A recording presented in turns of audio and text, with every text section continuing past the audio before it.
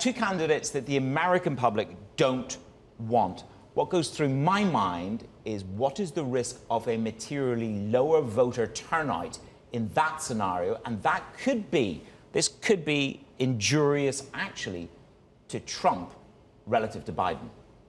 Well, that's the irony of this situation, right? In my 2024 outlook, I called it inflection point because in my advisory business, talking to global investors, the outcome of the U.S. elections is their number one risk. And to be frank, a return of Trump to the White House is perceived as the number one risk outside of the U.S. So the stakes are incredibly high. But as you point out, you've got an American electorate which is exhausted by politics and unenthusiastic about what's on offer. And to that point with Biden, I mean, Bloomberg and Morning Consult surveyed swing state voters, and they said he's too old. The swing states were more leaning towards Trump. You have this dialogue over that. You have this dialogue over Israel. If Biden wants to repeat 2020, where he has this coalition of voters, how difficult is that going to be for him at this stage? So let's remember a few things, right? I call this PQ, your political quotient. This early in the race, Americans haven't made up their minds. We've already discussed that they're underwhelmed by the choices. Pollsters have an incredibly difficult job before them because there never have been so many variables, right? You have a candidate in Donald Trump who's the bookies' favorite and the pollsters' favorite, who is as likely to end up in jail as in the White House. And again, when you have exhausted, overwhelmed voters, U.S. voters focusing on inflation, according to what the survey data tells us, less so on the points that you mentioned, how they choose and if they bother to turn up in a race where they're not feeling it is a great big question. You talk, I mean, you hit on a myriad of points there. One about the prospect about Donald Trump being in jail, but every time something happens in court, it seems to embolden his poll numbers, his base, etc. So just leave that for a moment. But you talk about an electorate that doesn't feel it. There is a great economy out there at the moment. Things are on fire. People have jobs. They're getting wage increases. That message is not successfully being translated, or as successfully as it could be translated, by the Biden administration. What do they need to do, Tina, in your opinion, to convince the electorate that they have delivered economic success? Is talking about tax rises in State of the Union going to do that?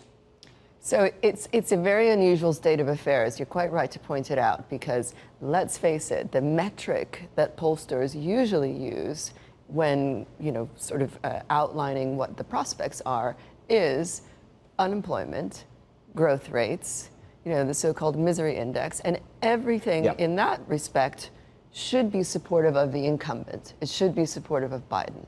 And yet it's really not. I'm not sure that we blame this on age. I'd bring it back maybe to the outlook for the Fed, as you talked about, where in economic circles, there's a lot of talk at the moment about maybe one of the big lessons from this recovery, such as it is that keeping unemployment at relatively low levels, but with the inflation shock, seems to have dramatic political effects. Although I think this is a particularly American phenomenon. In other developed countries, I live in the UK, they don't expect the executive branch to be setting interest rates in effect and controlling price rises. That's what the Chinese, Communist Party does. It controls prices. Yes.